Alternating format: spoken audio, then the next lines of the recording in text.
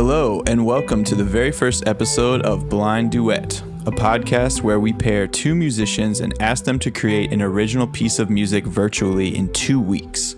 The catch? These two musicians have no idea who they will be paired with prior to our initial interview. We will get a chance to meet and learn about each guest, as well as hear about any upcoming projects that they are involved in. Our hope with this podcast is that we connect artists and form new relationships, create some great art, and collaborate, learning together as a community new ways to be creative in the modern era of music. I'm your co-host, Benjamin Kahn, a New Orleans native guitarist and bassist, currently living in Los Angeles, where I'm working on my master's degree in music industry administration at CSUN. Hello, I'm your other co-host, Tom Mayer. I'm coming to you from New Orleans, Louisiana, and I have spent a lot of the past 10 years thinking about music and the role it plays in our lives and in our culture. My own journey has taken me all over the place. I studied ethnomusicology at the University of Rochester and global creative and cultural industries at SOAS University of London. So clearly, I'm fascinated by how music and business intersect and interact. I've studied and worked internationally, but no matter how far I go, I always find myself back in New Orleans scratching my chin about what a contradiction our music economy is here. Ben, we have known each other since kindergarten. We played music in New Orleans together for years. And now I am spending some time and some energy these days really figuring out what musicians need here to thrive. And I think this podcast is a huge part of that, right? What a fabulous way to push musicians and provide a platform for them and a platform for the world's best songwriters to make some music together. So I'm, of course, over the moon. I'm really excited to be involved here. And Ben, tell us where you're at right now. What brought you to this project? Well, after cutting my teeth musically in the New Orleans music scene and spending some time in New York when I was getting my undergrad degree at the New School, and now living in LA, I've been able to experience several of the major music scenes, and I've found that there are some common denominators. Most importantly, there are a lot of great musicians everywhere, and I've gotten to work with some of the best, some of the some people you may have heard of, some people you haven't, but it's been a great, time that I've spent in my musical career performing and recording and touring. But something that I notice is that musicians aren't always able to connect, either due to distance or due to, just not having the time to really sit down and create together. And so I'm really excited to start this podcast and share some information and learn about each other as artists so that we can navigate the music industry together moving forward. All right, Ben, this is the maiden voyage. What do you hope we learn over doing this podcast? I'm hoping that we first create some genuine musical connections with people that otherwise might not meet. I hope we make some really great art, some really cool art, and then also have some really meaningful conversation about art, about life, about what it means to be a musician, and especially about what it means to be a musician in the modern era. This past year, we learned a lot from this pandemic about what we can do remote and apart from each other, and I think that one of our main purposes is to take some of those practices that we learned last year and implement them into the rest of our lives as musicians. Yep, I couldn't agree more. I feel like intimacy and sort of creative connection are at a premium right now, but we're all sort of now set up to accomplish that. We've got bedroom production equipment. It's progressed so much over the past couple of years, and through the pandemic, that was kind of the only way that a lot of us were making music. So let's take advantage of that, leverage that into more creation, more creativity, more songwriting. So this first episode is going to be a little different from the rest, just because this is kind of our proof of concept episode, right? We want to make sure that this podcast works logistically, that it works conceptually. So for this one time only, Ben, you have stepped up and stepped in, and you are going to be both co-host and musical guest for this episode. So of course, thank you for doing that. Our one special guest musician also did know that you were going to be her collaborator, her duet partner. Yeah, I think for this episode, it was nice for me to kind of step in and walk in the shoes of our future guests. I wanted to test out some things, and I don't want to, I guess since this is a new kind of concept, I didn't want to put anyone through something that I wouldn't do myself. But also at the same time, I'm really excited to see how other people's process works, because I know my creative process since I've been living with it my whole life. But I'm hoping to learn new creative processes from our guests that we can hopefully all implement moving forward. So this is what we're about to hear. We hopped on a Zoom call with our second musician, who you're going to meet in a moment, and had a discussion about the musical experience, songwriting, and then she and I got to work. 2 weeks and one song later, we hopped back on a call together to discuss how it went. You'll hear audio from both conversations. Just a heads up, I know the audio quality is not, amazing from these conversations. Please bear with us while we sort of get our tech specs in order. The conversations are so great, though. I'm excited to introduce our one guest artist this episode. Let's meet our good friend, Jemila Dunham. So my name is Jemila Dunham. I am a bassist, electric bassist. I wish I could say I play both. Haven't really jumped into the acoustic realm yet, but there's always time. So that's my primary instrument. I've dabbled in background vocals a little bit, but pretty much have just been a bass player most of my career. And as far as when I consider myself a musician, I kind of feel like it was on the earlier side for me, as far as maybe like somewhere in between middle school and high school. I think because I went to a middle school where I actually had kind of had gigs a little bit, like our little jazz band was kind of hopping. I've had a really, really great time being a part of playing for Betty who I've been with since college. So since 2013, I started playing with her. And that's probably my longest running group that I've been in. And it's been really cool I just learned a lot. I've learned a lot. Playing on pop gigs is interesting because, there's a lot of assumptions about it being very simple or being very easy. And there are times when it is both of those things. But there's such a mechanical precision to pop music that is not easy to do, especially when you're playing live and there's choreography and there's all of these things going on stage. It's very interesting and very challenging to have to be as accurate as a track or be as accurate as a key bass.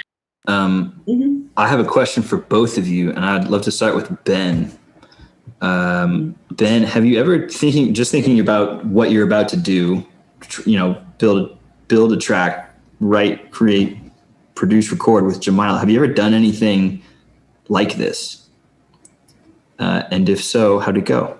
Yeah, well, firstly, I wanted to say that I'm super excited because as Jemila and I do know each other, and I think at some point in the podcast, I'm going to play this old clip of us playing together when we were in high school.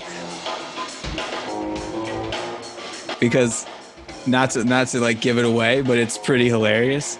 But so we've been knowing each other and we've played music together a number of times, but we've never really created anything together. So I'm really excited to just kind of get that experience with you, because I've always been, an admirer of your musicianship, and I'm excited to kind of see how we work together in this collaborative sense.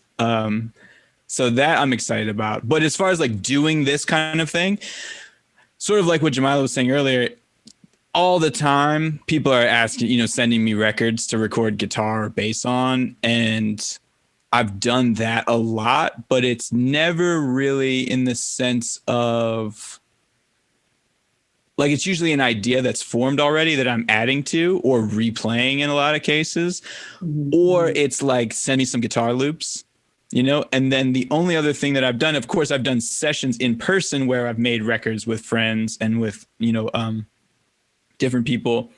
But this kind of, and the other cool thing about this that I'm excited about is the deadline. I think that is really important because so often when I make records with people, there is no deadline. And so they either get half done and then kind of pushed aside for years, or they get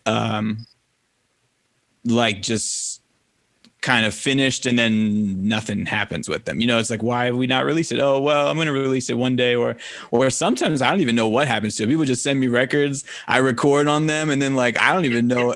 Like the funniest thing is when I hear something and I go like, wait a second, is that me on guitar? It's more embarrassing when I think it's me and it's not. That's actually the worst part, because that's happened on a number of, that happens more than often, I think, or more than anything. As I'll be like, I think that's me. And they'll be like, that's not you, dude. Like, that's somebody else. I'll be like, oh, okay. Well, sounds like me. Jemila, sort of same question. Have you done anything like this? If not, what are your expectations? Yeah, this is not something that I have done. Certainly not in this, with these conditions, you know, like you were saying, Ben, like a time frame, really kind of like intentional, like, I don't want to say experiment, because I think it's more than that, and also kind of not really an experiment, but something that it is, there's a curiosity behind it, there's an intent behind it. So I can't say that I've done something like that before. I have done kind of creative, like co-writing type stuff in the past, you know, which is what's exciting, is to just see how the things that we've learned and the ways that we've grown come out. Because in a way, I think that might even speak more to those changes than us trying to actually talk about them to each other right now. You know, it's just seeing them play themselves out through whatever we end up making is something that is really exciting for me. There is another question about expectations and what do you think will be challenging and what are you excited to try. So I guess I want to kind of send that to you, Ben, of like, you know, what going in before we start the clock, as you said, on doing this, like what are some of the things that you're looking forward to? Any, like, I don't want to say concern, because I don't want to put that energy on it, but like, you know, just any things that you're thinking about going into it. Yeah, I think one of the things was what I was saying about the inspiration. I know I'm not really too worried about that with us, because I feel like we're both pretty excited about this, which is good. So it should be pretty easy.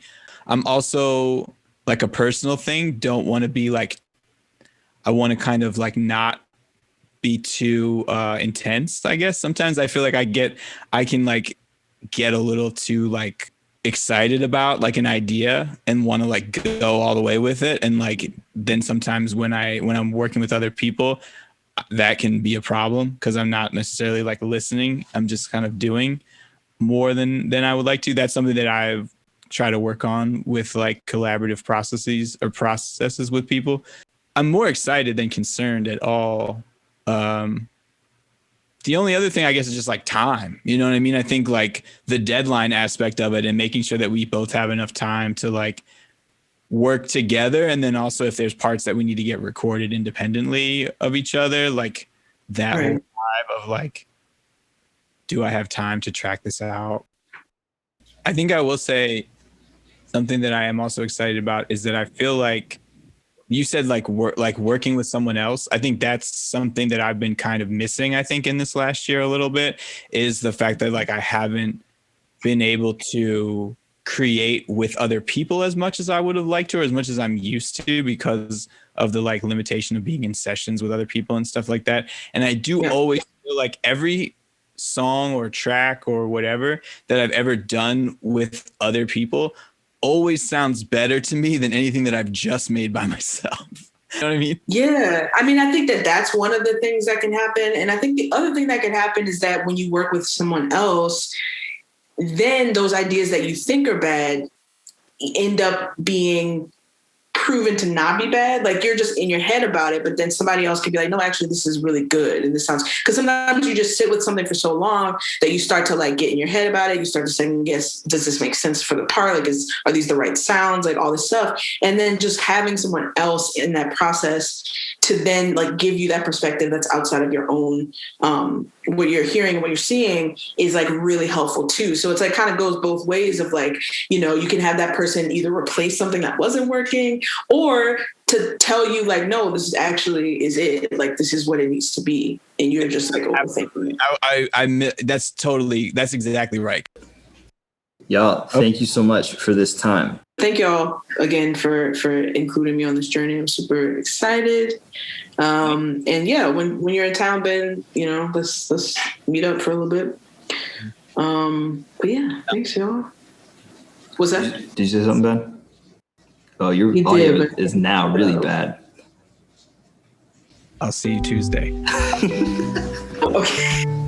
Yes, see you Tuesday, and the clock will begin. Bye, y'all. Thank you so much. Absolutely. Bye, Jemila.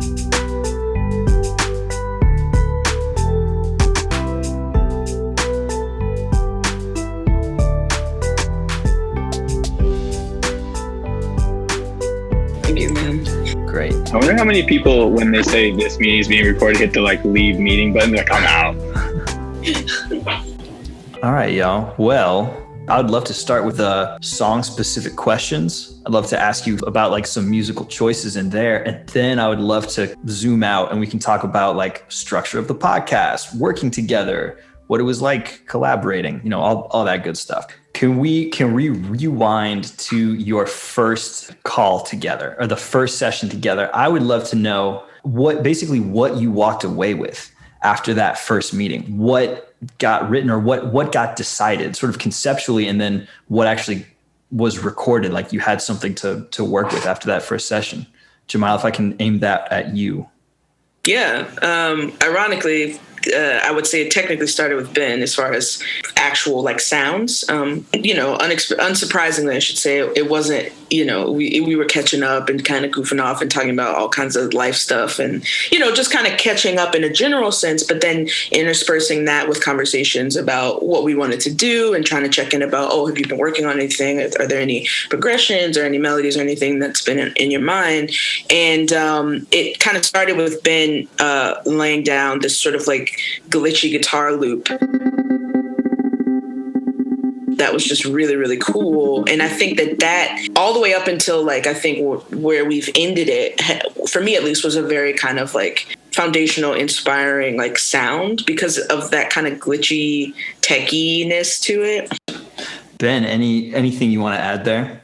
I think a funny thing or something that we sort of talked about was in the catching up, we were kind of talking about how we didn't want to make loops. So that's kind of where that guitar part actually kind of started as an anti-loop, but then it actually kind of became a loop. I didn't want to base anything off of a chord progression because I feel like so often when I go to make tracks, I start with a chord progression, and so many songs are 4-chord songs or whatever, and you start with these 4-chord progressions. That's what the song comes from. And Jemila and I had talked about creating something based more off of sound and less off of harmony. I think it works. And what was really interesting to me about the track is it sort of seems to blend two aesthetic styles. There is sort of a lot of this techy, glitchy, I think the drums add to that, the way the drums are kind of lilty and tilty. And I'd love to return to that for 1 second too. But it also sounds, there's elements of it that are really smooth and very buttery R&B. So can you talk a little bit about how that aesthetic evolved over time? Yeah, I think that's something, Tom, that I was thinking a lot about in the last couple, I guess, listens and sitting down and kind of putting stuff on the track, where it was I think the glitchiness is one of the things you notice most because it's at the beginning of the track. It's very clear, kind of isolated, and you get that right off the top. What I really ended up liking about how this came out is exactly what you just said, that you have these elements of that side of it, but then you also have very kind of smooth and flowy and kind of almost chill in comparison parts with the chords, and I think with some of the bass parts. So it is this really cool blend. And I think, like you said, I don't think it's so much of one of us is the glitchy one of us is the smooth one. I think what's really cool is that we've both contributed elements of both. How did things start to get stacked up after that? What came next? There was what I would consider the B section, I guess, of the song, where it's the where there's, guitar chords as opposed to just the glitchy guitar part. That all was just one loop, basically 8 bars of all that. I would love to talk about the drums. I mean, the track is super bass and drums heavy, which I love. Okay, so the drums are interesting for a couple reasons. One is that they're half programmed and half a loop, kind of. So like they're like a loop that I then chopped for one of the sections. And the funny thing is, and this is something that Tom will know that I like to do, some of the cleanest, best drums that I have are actually from a session that Tom and I did when we were making a record. And so I frequently use his drums as samples. So something that I've been trying to mess with that I like, it's like a kind of I don't know where I got it from, but I really like the idea of like unconventional bass drum patterns, I guess, or like this kind of like hesitated like one, like it almost like is delaying the one sometimes, but it's something I've been trying to play around with, and so I threw it in there a little bit in this one too. I would love to ask you, Jemila, what was your favorite part? And feel free to interpret this as like your favorite part of the song or your favorite part of the process. I think it's all inclusive. What stood out? When I was actually sitting and doing the bass guitar part, like the actual bass part. And that was a good amount of time that I was just trying to sit and figure out, like I had a section on loop and I was just like going over and over and over, trying to figure out what felt right. And it's always really fun in terms of like, one of the things I love about studio work is like that process of creating a part, because like it really does sometimes take you just a while like to sit and marinate in everything and go over everything over and over and over until you get like a piece that comes out. And then from that one piece, you take that and then you kind of like spread that some more. And so that definitely was the way that happened. And I eventually kind of in coming up with the part that I did over the like kind of A section, like Ben was saying, like a more or less A and B format. I ended up kind of pulling from this song called Spirit of the West by the Yellow Jackets. Cause I played that song in college with a friend of mine for her recital. And I just ever since then have loved that song. And it was just kind of a cool way to tie in this line that I really love. Yeah, I think everybody should find ways to create. And that's such a broad thing that like, I feel like truly everybody can do it. So it's nice to almost like as a person who's like a professional in this field to get those reminders and to do something that is a testament to like, yeah, you can make stuff and it's going to be cool. And it actually will turn out to be pretty dope. Like, but you just have to do it and actually, go through that process fully. Having that collaborative experience with someone else is going to like push you and going to teach you things about yourself and your process. And so, just very like lucky and happy to have been able to do that with you, Ben, and to like have, made something that I think is kind of a memory and like a little, I don't know, like a little trinket of our friendship. It's like, oh, here's this little thing we made, it's cool. All right, before we play our very first composition here at Blind Duet, our new heat, the new hotness, Trinket in its entirety, I just want to say a quick thank you for listening.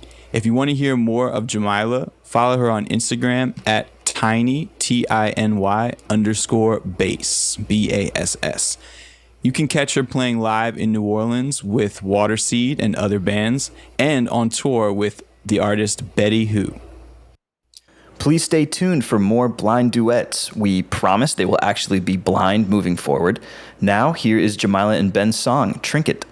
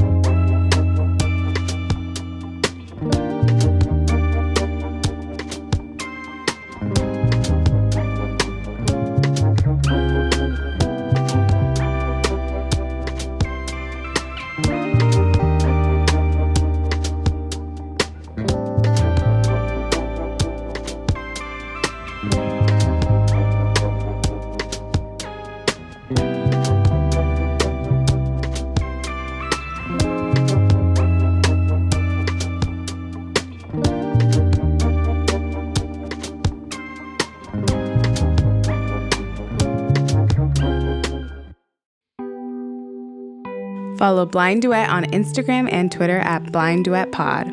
If you would like to be a guest on our show, please send a brief bio along with links to your work to blindduetpod@gmail.com. We look forward to hearing from you.